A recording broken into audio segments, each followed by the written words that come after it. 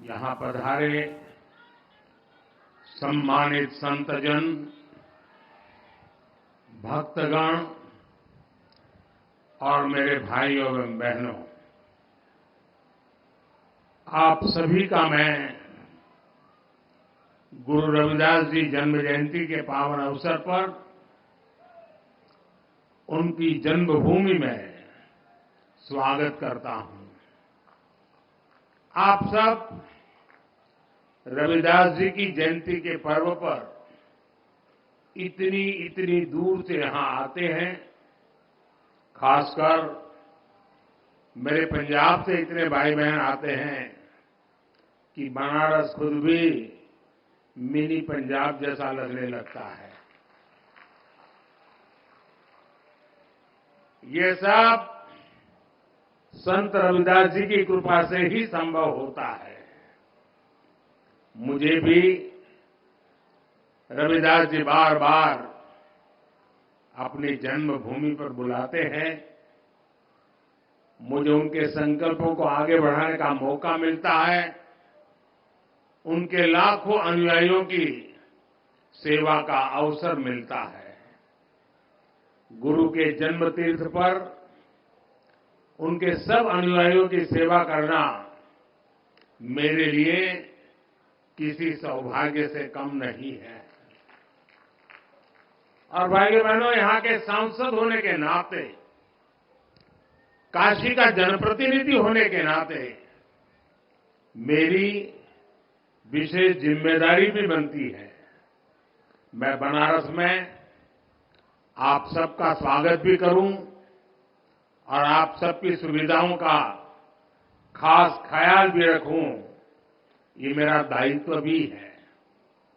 मुझे खुशी है कि आज इस पावन दिन मुझे अपने इन दायित्वों को पूरा करने का अवसर मिला है। आज बनारस के विकास के लिए सैकड़ों करोड़ रुपयों के विकास परियोजना का लोकार्पण और शिलान्यास होने जा रहा है। इससे यहां आने वाले श्रद्धालुओं की यात्रा और सुखद और सरल होगी। साथ ही संत रविदास जी की जन्मस्थली के विकास के लिए भी कई करोड़ रुपयों की योजनाओं का लोकार्पण हुआ है। मंदिर और मंदिर क्षेत्र का विकास, मंदिर तक आने वाली सड़कों का निर्माण, इंटरलॉकिंग और ड्रेनेज का काम, भक्तों के लिए सत्संग और साधना करने के लिए, प्रसाद ग्रहण करने के लिए अलग अलग व्यवस्थाओं का निर्माण, इन सब से आप सब लाखों भक्तों को सुविधा होगी। माघी पूर्णिमा की यात्रा में श्रद्धालुओं को आध्यात्मिक सुख तो मिलेगा ही, उन्हें कई परेशानियों से भी छुटकारा मिलेगा। आज मुझे संत रविदास जी की नई प्रतिमा के लोकार्पण का भी सौभाग्य मिला है। संत रविदास म्यूजियम की आधारशिला भी आज रखी गई है। मैं आप सभी को इन विकास कार्यों की अनेक अनेक शुभकामनाएं देता हूं। मैं देश और दुनिया भर के सभी श्रद्धालुओं को संत रविदास जी की जन्म जयंती और माघी पूर्णिमा की हार्दिक बधाई देता हूं। साथियों, आज महान संत और समाज सुधारक गाडगे बाबा की जयंती भी है। गाडगे बाबा ने संत रविदास की तरह ही समाज को रूढ़ियों से निकालने के लिए, दलितों वंचितों के कल्याण के लिए बहुत काम किया था। खुद बाबा साहब आंबेडकर उनके बहुत बड़े प्रशंसक थे। गाडगे बाबा भी बाबा साहब से बहुत प्रभावित रहते थे। आज इस अवसर पर मैं गाडगे बाबा के चरणों में भी श्रद्धापूर्वक नमन करता हूं। साथियों, अभी मंच पर आने से पहले मैं संत रविदास जी की मूर्ति पर पुष्प अर्पित करने, उन्हें प्रणाम करने भी गया था। इस दौरान मेरा मन जितनी श्रद्धा से भरा था, उतनी ही कृतज्ञता से भी भीतर महसूस कर रहा था। वर्षों पहले भी जब मैं न राजनीति में था, न किसी पद पर था, तब भी संत रविदास जी की शिक्षाओं से मुझे मार्गदर्शन मिलता था। मेरे मन में ये भावना होती थी कि मुझे रविदास जी की सेवा का अवसर मिले। और आज काशी ही नहीं, देश की दूसरी जगहों पर भी संत रविदास से जुड़े संकल्पों को पूरा किया जा रहा है। रविदास जी की शिक्षाओं को प्रसारित करने के लिए नए केंद्रों की स्थापना भी हो रही है। अभी कुछ महीने पहले ही मुझे मध्य प्रदेश के सतना में भी संत रविदास स्मारक एवं कला संग्रहालय के शिलान्यास का सौभाग्य मिला था। काशी में तो विकास की पूरी गंगा ही बह रही है। साथियों, भारत का इतिहास रहा है, जब भी देश को जरूरत हुई है, कोई न कोई संत, ऋषि, महान विभूति भारत में जन्म लेते हैं।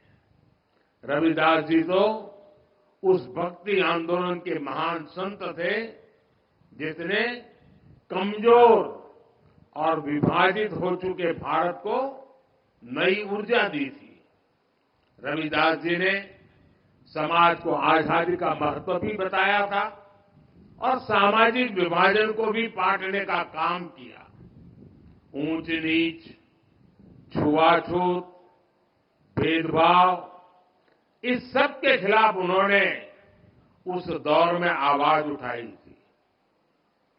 संत रविदास एक ऐसे संत है जिन्हें मत, मजहब, पंथ, विचारधारा की सीमाओं में नहीं बांधा जा सकता। रविदास जी सबके हैं और सब रविदास जी के हैं। जगतगुरु रामानंद के शिष्य के रूप में उन्हें वैष्णव समाज भी अपना गुरु मानता है। सिख भाई बहन उन्हें बहुत आदर की दृष्टि से देखते हैं। काशी में रहते हुए उन्होंने मन चंगा तो कठौती में गंगा की शिक्षा दी थी। इसलिए काशी को मानने वाले लोग, मां गंगा में आस्था रखने वाले लोग भी रविदास जी से प्रेरणा लेते हैं। मुझे खुशी है कि आज हमारी सरकार रविदास जी के विचारों को ही आगे बढ़ा रही है। भाजपा सरकार सबकी है। भाजपा सरकार की योजनाएं सबके लिए है। सबका साथ, सबका विकास, सबका विश्वास और सबका प्रयास, ये मंत्र आज 140 करोड़ देशवासियों से जुड़ने का मंत्र बन गया है। साथियों, रविदास जी ने समता और समरसता की शिक्षा भी दी और हमेशा दलितों, वंचितों की विशेष रूप से चिंता भी की। समानता, वंचित समाज को प्राथमिकता देने से ही आती है। इसलिए जो लोग, जो वर्ग विकास की मुख्य धारा से जितना ज्यादा दूर रह गए, पिछले 10 वर्षों में उन्हें ही केंद्र में रखकर काम हुआ है। पहले जिस गरीब को सबसे आखिरी समझा जाता था, सबसे छोटा कहा जाता था, आज सबसे बड़ी योजनाएं उसी के लिए बनी है। इन योजनाओं का दुनिया में सबसे बड़ी सरकारी योजनाएं कहा जा रहा है। आप देखिए, कोरोना की इतनी बड़ी मुश्किल आई, हमने 80 करोड़ गरीबों को मुफ्त राशन की योजना चलाई।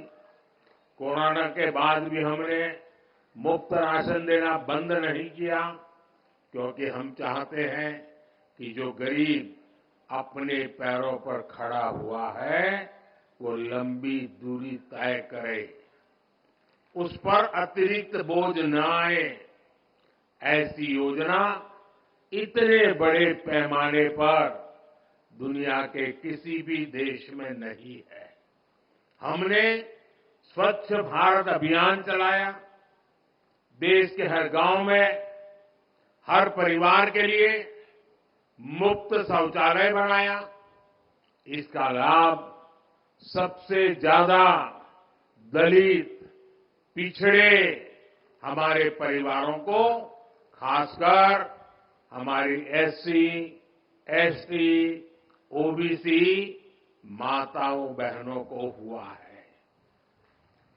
इन्हें ही सबसे ज्यादा खुले में शौच के लिए जाना पड़ता था, परेशानियां उठानी पड़ती थी।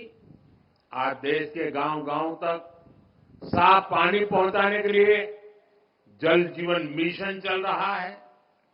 5 वर्षों से भी कम समय में 11 करोड़ से ज्यादा घरों तक पाइप से पानी पहुंचाया गया है। करोड़ों गरीबों को मुफ्त इलाज के लिए आयुष्मान कार्ड मिला है।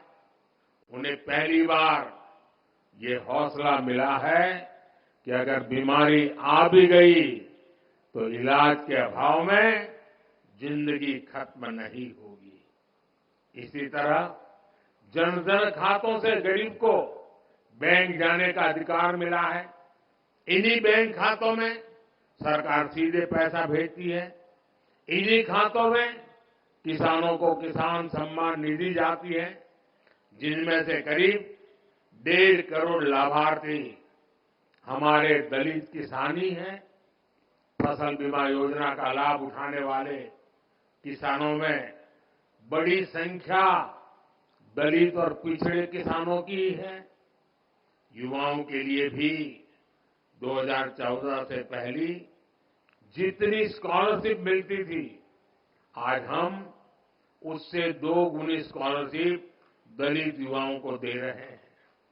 इसी तरह 2022-23 में पीएम आवास योजना के तहत हजारों करोड़ रुपए दलित परिवारों के खातों में भेजे गए, ताकि उनका भी अपना पक्का घर हो।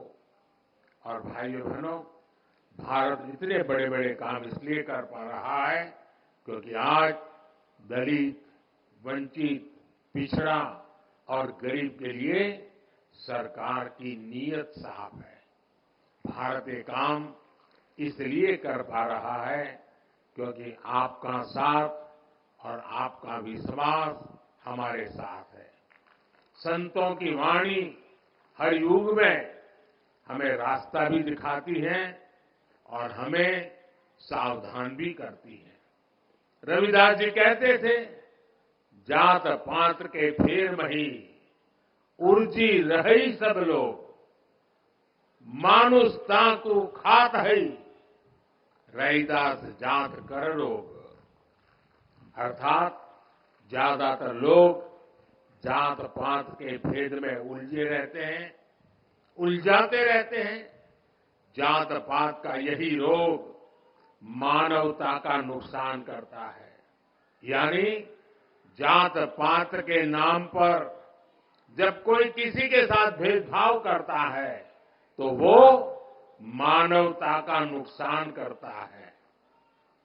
अगर कोई जात पात के नाम पर किसी को भड़काता है तो वो भी मानवता का नुकसान करता है।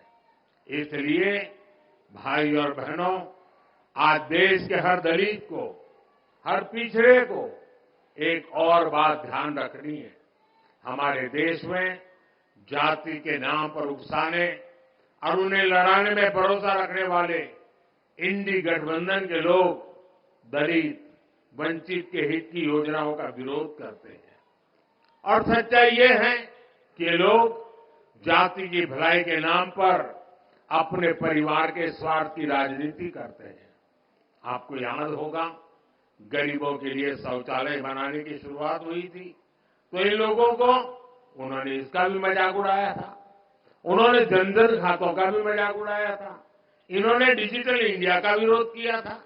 इतना ही नहीं, परिवारवादी पार्टियों की एक और पहचान है, ये अपने परिवार से बाहर किसी भी दलित, आदिवासी को आगे बढ़ने नहीं देना चाहते। दलित, आदिवासियों का बड़े पदों पर बैठना इन्हें बर्दाश्त नहीं होता है। आपको याद होगा, जब देश में पहली आदिवासी महिला राष्ट्रपति बनने के लिए महामहिम द्रौपदी मुर्मू जी चुनाव लड़ रही थी, तो किन किन लोगों ने उनका विरोध किया था? किन किन पार्टियों ने उन्हें हराने के लिए सियासी लामबंदी की थी? वे सब की सब यही परिवारवादी पार्टियां आई थी, जिन्हें चुनाव के समय दलित, पिछड़ा, आदिवासी अपना वोट बैंक नजर आने लगता है। हमें इन लोगों से, इस तरह की सोच से सावधान रहना है। हमें जातिवाद की नकारात्मक मानसिकता से बचकर रविदास जी की सकारात्मक शिक्षाओं का पालन करना है। साथियों, रविदास जी कहते थे, 100 वर्ष लौ जगत मही, जीवत रही करूं काम। रविदास कर्म ही धर्म है, कर्म करहु निष्काम। अर्थात 100 वर्ष का जीवन हो तो भी पूरे जीवन हमें काम करना चाहिए, क्योंकि कर्म ही धर्म है। हमें निष्काम भाव से कर्म करना चाहिए। संत रविदास जी की शिक्षा आज पूरे देश के लिए है। देश इस समय आजादी के अमृतकाल में प्रवेश कर चुका है। पिछले वर्षों में अमृतकाल में विकसित भारत के निर्माण की मजबूत नींव रखी जा चुकी है। अब अगले 5 साल हमें इस नींव पर विकास की इमारत को और ऊंचाई देनी है। गरीब, वंचित की सेवा के लिए जो अभियान 10 वर्षों में चले हैं, अगले 5 वर्षों में उन्हें और भी अधिक विस्तार मिलना है। ये सब 140 करोड़ देशवासियों की भागीदारी से ही होगा। इसलिए ये जरूरी है कि देश का हर नागरिक अपने कर्तव्यों का पालन करे। हमें देश के बारे में सोचना है। हमें तोड़ने वाले, बांटने वाले विचारों से दूर रहकर देश की एकता को मजबूत करना है। मुझे विश्वास है कि संत रविदास जी की कृपा से देशवासियों के सपने जरूर साकार होंगे। आप सभी को एक बार फिर संत रविदास जयंती की मैं बहुत बहुत शुभकामनाएं देता हूं। बहुत बहुत धन्यवाद।